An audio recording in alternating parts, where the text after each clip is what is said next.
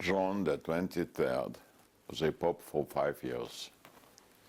50 years later, we still feel as though he's among us.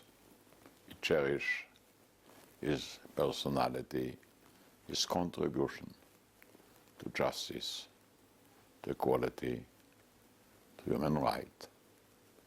He has introduced a sea change in the relation between the Jewish people and the Catholic Church, but actually wherever there was a need for a man who cares for human beings, for a person who is sensitive to the real issues of our life, his personality shines out as a unique man that has contributed so much to our lives. You know, I think from time to time, who is a leader? And since Moses, I do believe a leader is a person that participates in the great exodus from the house of slaves to the home of free. Actually, what is a slave and what is a master? It's the idea there are superior and inferior persons.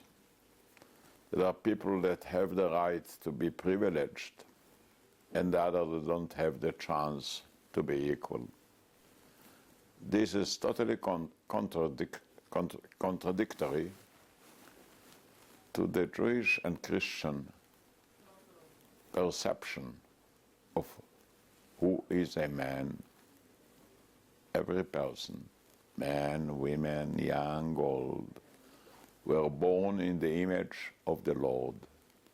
And none of us have the right to claim that he is superior, or his race is superior, or his religion is superior, or is superior in any other way.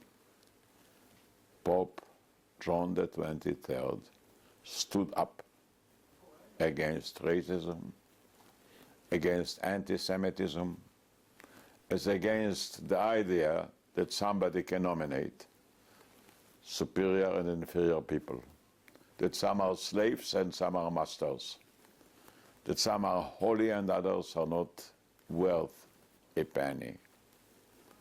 He changed the relations between us because he stood up courageously, even before he became a pope, against the Nazis, against anti-Semitism, against racism. Even when he was in Istanbul, he saved thousands of Jewish people. He had the unbelievable courage to say that all the accusation the Jewish people are responsible for the killing of Jesus Christ are unfounded.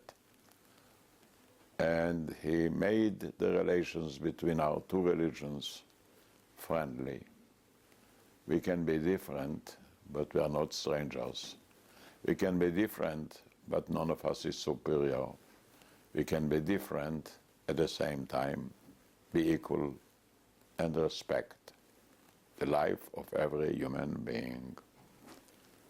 He participated in this great historic march from the house of slaves to the home of the free.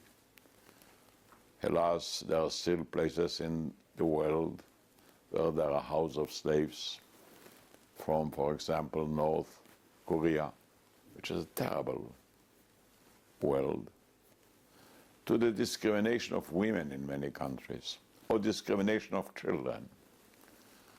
So his memory is not just being cherished, but is being felt.